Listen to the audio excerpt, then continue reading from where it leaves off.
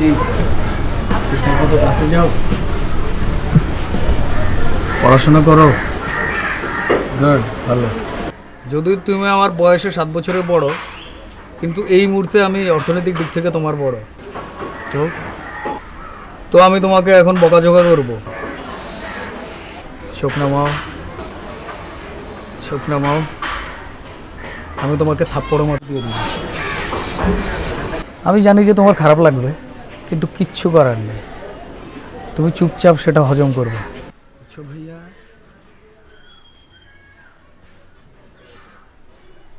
তুমি কি পাইছো? তোমার জন্য আমাদের ফ্যামিলিতে বিচার আসে। তুমি ঠিকঠাক মতো ক্লাসে যাও না, পড়া শিখো না।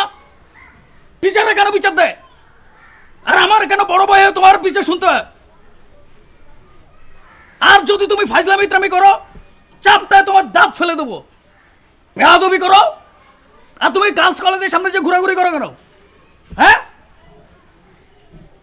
আর যদি আমাদের ফ্যামিলিতে এই ধরনের বিচার আসে, সোজা স্টার্ট বের করে দেবো তোমাকে। যাও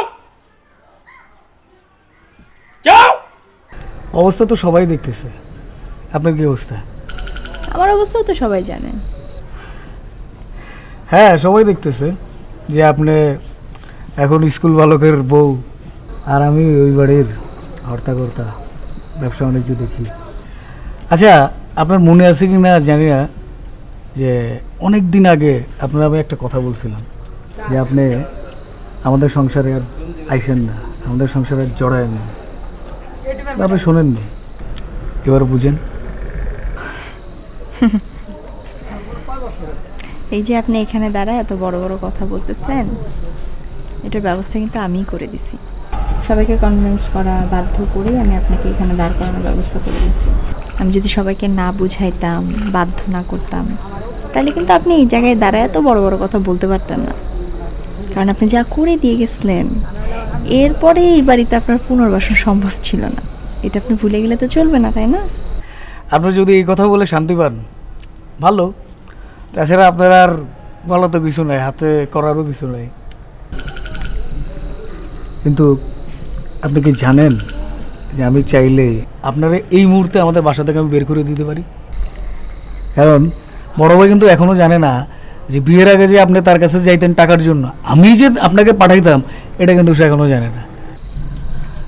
সো কথা যখন বলবেন খুব সাবধানে বলবেন।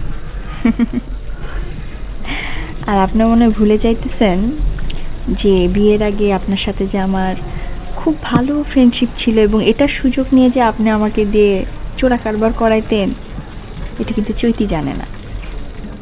চৈতি অনেক সরল মেয়ে, তো ওকে যা বলা হবে ও তাই বুঝবে। সো আপনি যদি আমার সংসারে হাত দেন, আমি অবশ্যই আপনার সংসারে হাত দিব। এটা কি বলে জানেন? বিনিময় প্রথা। বুঝতে পেরেছেন? এখন যান, ঘরে যান, ঠিক আছে?